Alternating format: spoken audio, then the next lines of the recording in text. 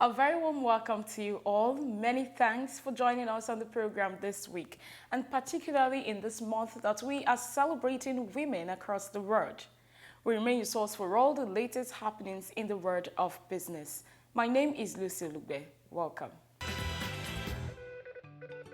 On the lineup this week, we join the global community to celebrate women in the insurance and pension industry who have, through determination and hard work, broken stereotypes and barriers to sit at the top of their companies, doing amazing things while also teaching and encouraging others that it is doable through mentorship. Today, we will speak to Mrs. Idu Okwosa, the Managing Director and CEO of Access Pension Fund Custodian PLC.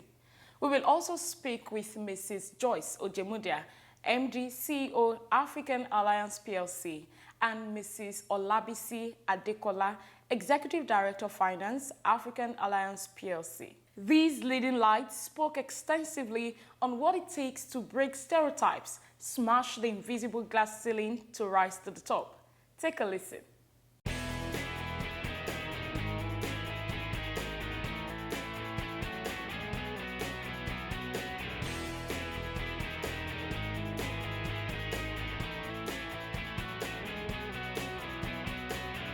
For me, I think it's only you that can stop you. So there is no factor that is stopping the other. It's only enlightenment that we as women need to do. And that is why it is good that the women in our position mentors them.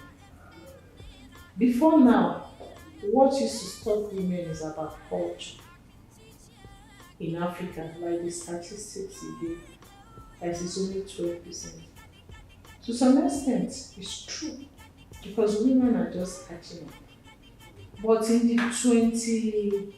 year 2022, the 20th century women, nothing is stopping them.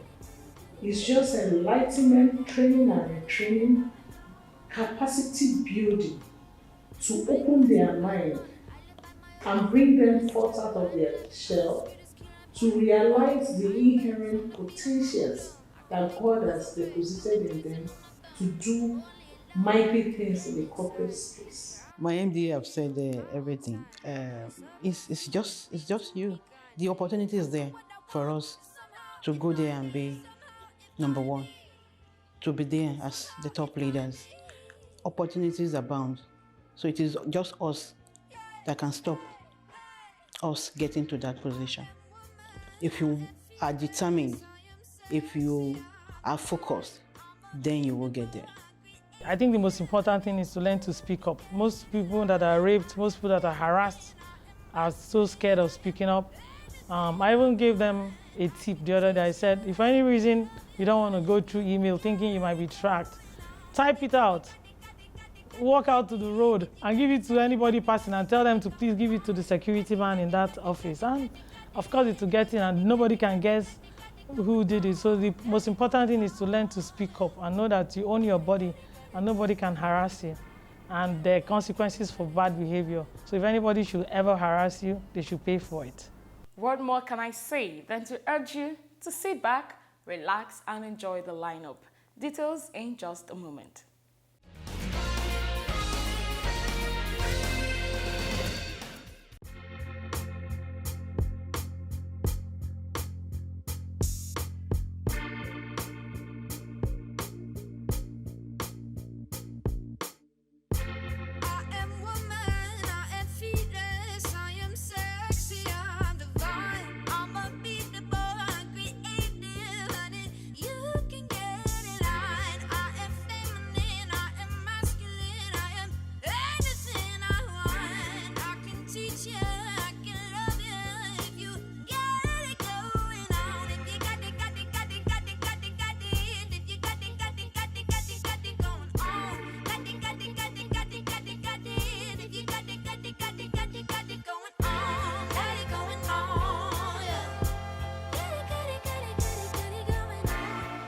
International Women's Day is celebrated across the world on March 8th. It is a day set aside by the United Nations to celebrate the social, economic, cultural, and political achievements of women. The day is also used to draw attention to issues of gender equality. The campaign theme this year, #Break the Bias, is a call on individuals and organizations to support a gender-equal world, free of bias, stereotypes, and discrimination. An equal world means equal boardroom opportunities, equal workplace, and even equal media coverage. Women in the insurance and pension industry have had their share of gender-based prejudice in the workplace, not to mention the uphill task of getting to the top. Some of these women who through days of hard work are sitting comfortably at the table of men at the top. Today, we present to you two of such leading lights as they share their thoughts on the journey of rising to the top. Got it going on, got it going on. Got it going on.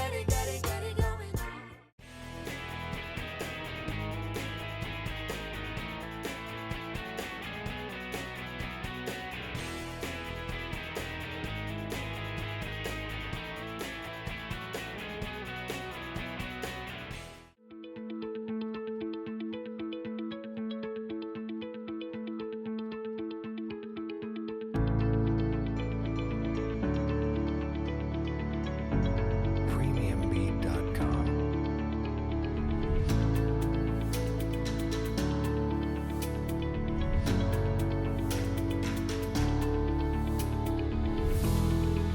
Premiumbeat.com.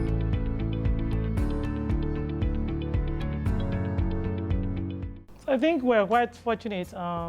If you recall, at the beginning, when they were setting up the committee, they had some females in the committee, including the former DG, Chinelo.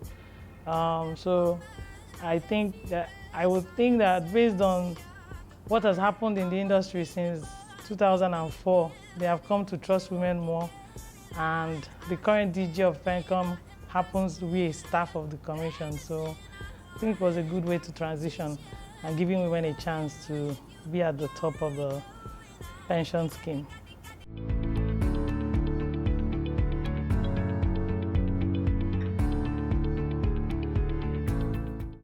So I would think I'm very lucky. So my experience starting with working in Stanbic IBTC as a group changed the dynamics for me. So if you recall in Stanbic Pension or even in the bank, they had a leader, a woman as group CEO, so it helped. And while in the management of Stanbic, there were lots of women in heading departments. So when I came to Access Pension Fund Custodian, I was the only woman in management. So since then, I've changed the dynamics of the leadership. I think things are changing. Men are beginning to realize that women should be given a chance, not about their gender. Women have proven that they have capabilities to be in the leadership of any kind of organizations. If you bring it to the Nigerian banking system, in the past 2 years, we have found out that most of the banks now have female CEOs. So I think the narratives are changing, even in Nigeria.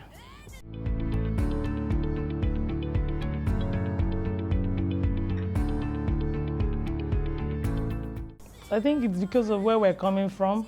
So originally, women were not seen as leaders in organizations. Women were believed to, because of the work-life balance that most of us live, they believe that we should go home. I remember when I used to live in the US, one time a role came out and I applied, they were like, whoa, they were surprised that I was interested because I never worked overtime because it would cost me more money to put my kids in daycare than to earn the extra money. So I would think that the figures are accurate because they must have done the research. But things are changing in the past 3 years or 3 to 5 years. So I'm sure the next time they do another research, they'll find out that the dynamics of the leadership in Africa has changed.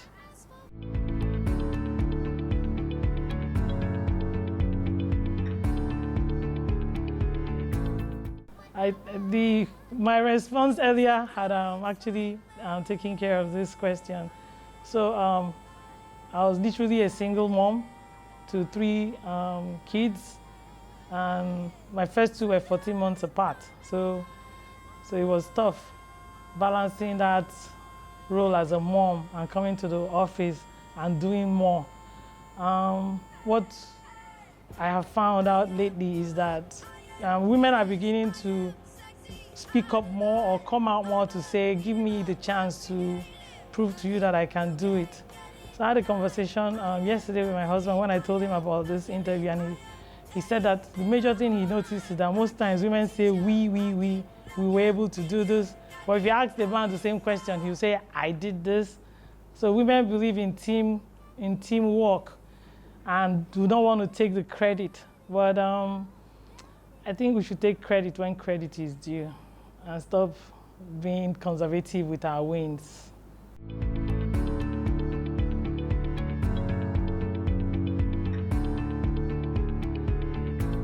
So I played the role of a chief compliance officer, and most times men were known to be chief compliance officers.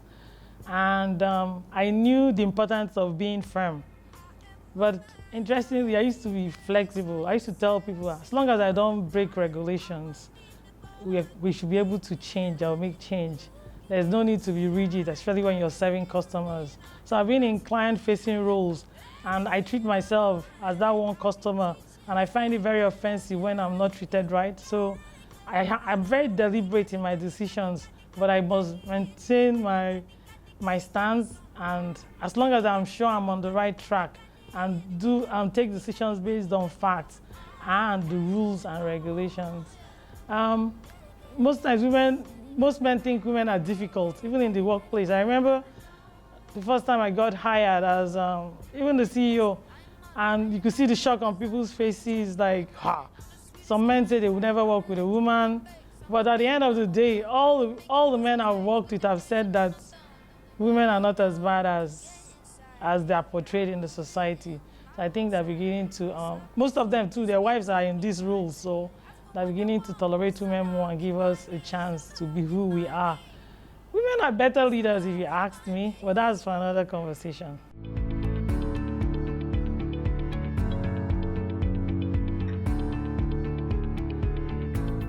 So when I started as the CEO of Access Pension Fund Custodian, I was the only woman in management. They were all men, which means that for all the departments, only men. So luckily for me, I had a chance to transition, because some of the people that I inherited had to be returned to the group. So I got a chance to hire. I also found out that there are roles that women are better in, like HR and admin. So I made sure that, and the CFO, my CFO is a woman. So I've changed the leadership of the company in as little as 16 months. And the women are doing their job, not mindful of the men and their comments. So I think every woman should be given a chance to bring what they have to offer to the table and not be judged because of our gender. Eat no evil, speak no evil. I am not the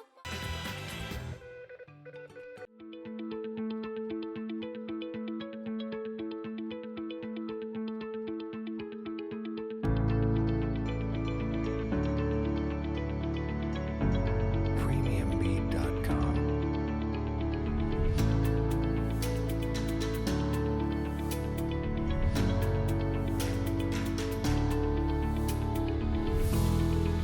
Premiumbeat.com.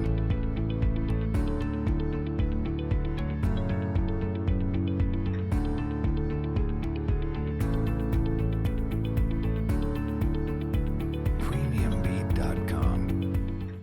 Actually, if you want me to actually have my view regarding that, I'll say what you have said is correct.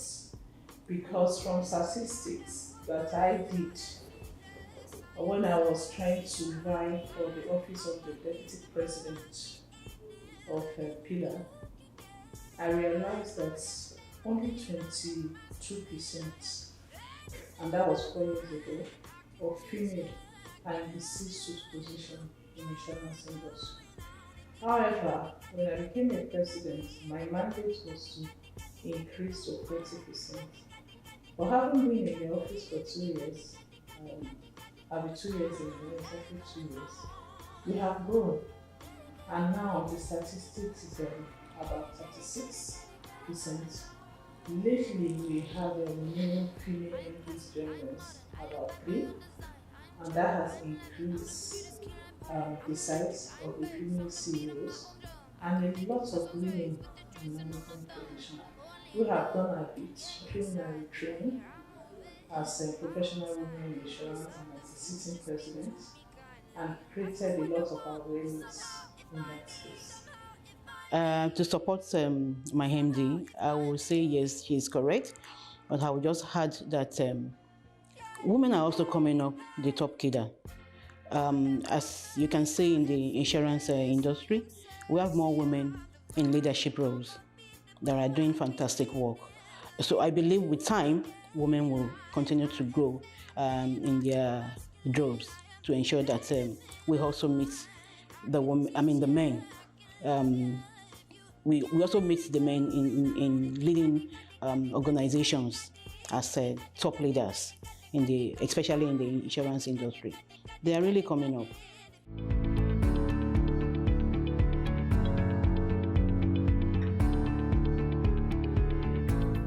For me, the grass ceiling is everywhere. Even in church, there are grass ceilings. There are barriers. Even in your homes, as a woman, there are barriers. So if God has given you wisdom to manage the barriers at home, manage it in the church, the place of worship if you are Muslim, the same wisdom is made available to you to manage it in workplace. I, as a woman, not just a CEO, a leader among women, the president of PILA, there is a lot of barriers on our ramification. But to what people like us have done, and women that are in position of management and much more have done, is to look beyond the barriers, breaking the glass ceiling. And we are not saying that the barriers do not exist, but some of us have actually learned to walk through the wall and break through and bring forth the trophies that you call the success story that we are referring to. It might not be easy, we focus on tenacity and God of a surety. I believe that lots of women will break barriers and not see. In support of what MD said, I would say there are barriers everywhere. We face barriers as women everywhere. But personally, I would say growing up the ladder for me was through merit. I didn't face any discrimination. I didn't face any barrier. It was through merit, through dedication, through hard work. And I had the support of my bosses then to get to the position that I am today. So you need maturity, you need wisdom to be able to deal with any barrier in the organization.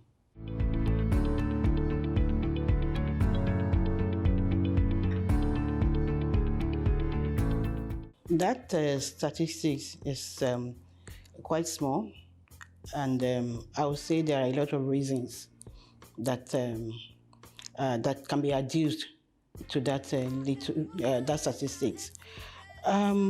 One of the reasons I will mention here is the fact that I would say it's about gender bias. Possibly because those that are in charge of nominating leadership roles are gender biased. They would prefer to nominate men rather than nominating the females. So that's one of the reasons that I can mention here. Secondly, it could be true. It could be because of family issues for the women. Some women may not want to take on leadership roles, CEO position, because of family issues. That can also contribute to the low number of women we have as CEOs in corporations. We can also say that experience, education could be a factor.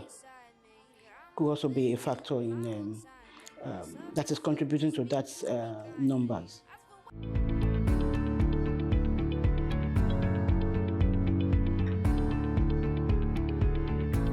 Interesting. Interesting. Of course, yes. You can come this far without being a firm leader that speaks to the truth always. So in my own case, the name is, I have two names in different organization. The other one was, she's I-handed. And the second one is, when I'm coming, Yakuba is coming. So, at the end of the day, it's about value to the organization and success of the organization. Usually people, after a long time or a period of time working with me, building relationship, they realize that there's nothing personal about the job. And it makes them better people at the end of the day in their personal life and in their work life. Because the truth is that our primary assignments that brings us together in the church is about the work. And we must do the work. We must be diligent about the work. We must be committed to the work. We must be resilient. And these are the factors that will bring about the common interest, which is success, grow the business, build our P&L, and ultimately we have return on equity for the shareholders. If we are not doing this, the common front will not hold. So we will not be in business, and none of us will not be in the organization. So that for me is at the forefront. And whatever name you call it is immaterial to me, so long as we're able to do the job.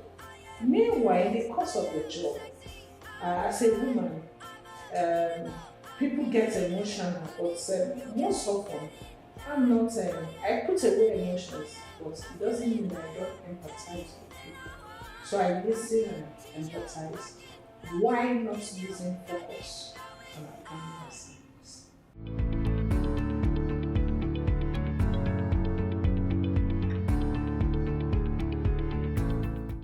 I would say my organization is very supportive of women here. We are being supportive by including women staff in a lot of activities. We include them in leadership roles. We mentor them. We also ensure that we encourage them to study professionally. We sponsor professional examinations. These are some of the things that we do to encourage women. We even reward. We go to the extent of rewarding women that have performed excellently well. In our organization, the number of females that we have, about 48%. So you can see that we are much more closer to the number of the men. It's because of the fact that we encourage, we are not gender biased, we encourage women a lot to achieve their best in the organization. In addition to what my neighbor here just said now, if you look at us, number 1 and 2 in African Alliance are women. And in the entire management, we have women, almost 50% are women, precisely for. So African Alliance is an organization that is women friendly. Like she said, about 14% are women in our cadres. And as the CEO, presently, I'm the captain of Women in Insurance. So I do not just encourage, train, motivate, mentor women in my organization. I mentor women across the globe, more especially in the insurance industry. So African Alliance indeed is women friendly. Got it going on. Got it, got it, got it, got it, got it going on. Got it, got it, got it, got it, got it going on. Yeah, yeah. Eat no evil, speak no evil. I am not the one to cross. They can talk their shit about you, long as you know that it's false. I am earthly, I am heaven, I am what I like to be. When Somehow it find me.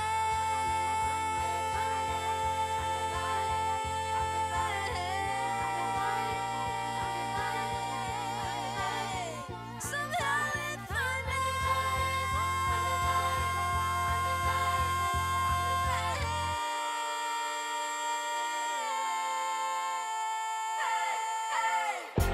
I am woman, I am fearless, I am sexy, I'm divine, I'm unbeatable, I'm creative, honey, you can't get in line. I am feminine, I am masculine, I am anything I want. I can teach you, I can love you, if you got it going on. If you got it, got it, got it, got it. Got it going on, got it going on, got it going on, got it going on.